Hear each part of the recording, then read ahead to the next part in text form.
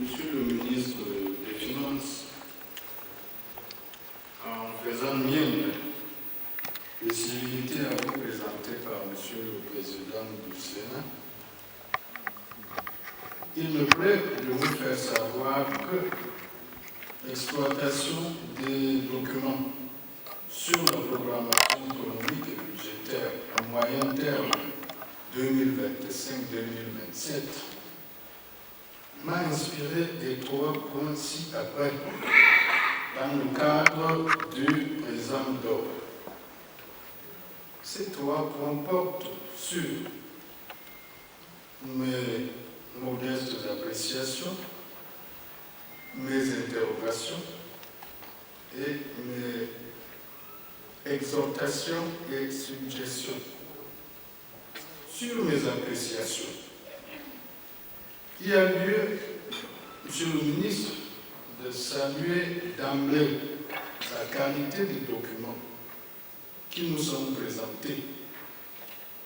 Cette qualité qui s'améliore d'année en année. On y trouve très aisément, à partir des sommaires, tables des matières, tableaux, graphiques et annexes, des informations bien détaillées sur l'état des lieux actuels et les projections du programme économique et budgétaire de notre pays à moyen terme 2025-2027.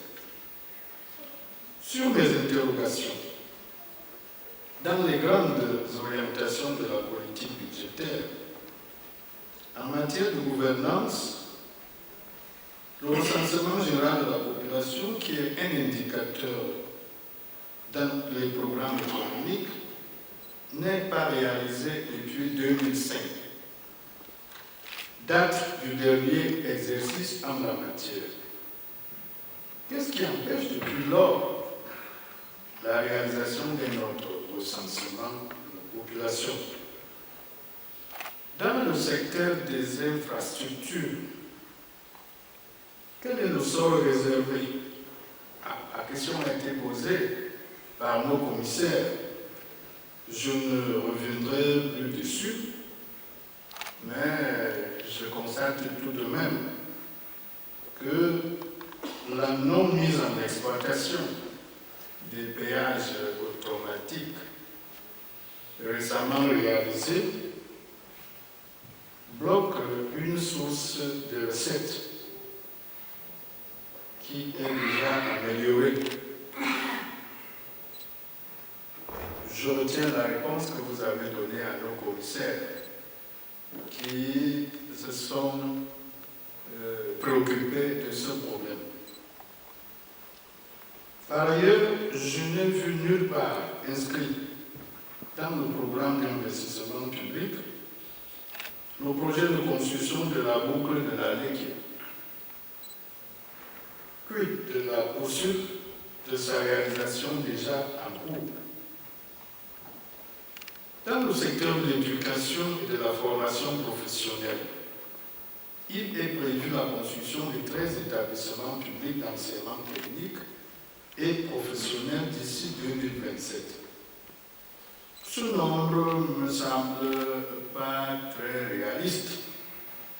En effet, nos enfants et petits-enfants se baladent de plus en plus avec des sacs pleins de diplômes obtenus dans l'enseignement secondaire et supérieur général à la recherche de l'emploi. Les formations techniques et professionnelles apparaissent donc de plus en plus comme la solution future au chômage des jeunes. Sur mes exhortations et suggestions, Monsieur le ministre, humblement, je vous exhorte et suggère de veiller à assurer une inscription budgétaire importante et conséquente pour la réalisation de manière plus concrète de l'autoroute Yaoundé-Douala.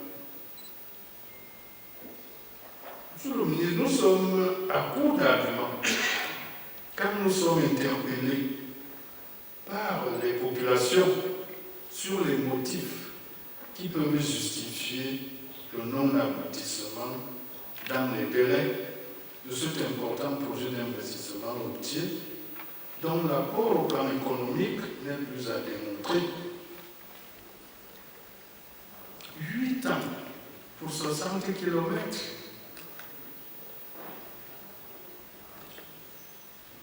Monsieur le ministre, sujet aussi, par ailleurs, de mettre toutes les stratégies efficaces et efficientes en place pour améliorer le recouvrement des recettes fiscales du secteur informel. Autre suggestion, accélérer et améliorer la dynamique de transfert des ressources au CTD, telle que annoncée dans les perspectives 2025-2027. Combattre aussi les problèmes liés à la pollution de l'environnement en prévoyant d'importants moyens budgétaires pour assurer l'enlèvement régulier, efficace des ordures ménagères et autres par les CTD dans nos grandes métropoles. Voilà ramassé, Monsieur le ministre, ma modeste contribution au débat d'orientation budgétaire 2024. Merci de m'avoir écouté et d'en tenir compte autant que possible. Merci, Monsieur le Président du Sénat, de m'avoir donné la parole.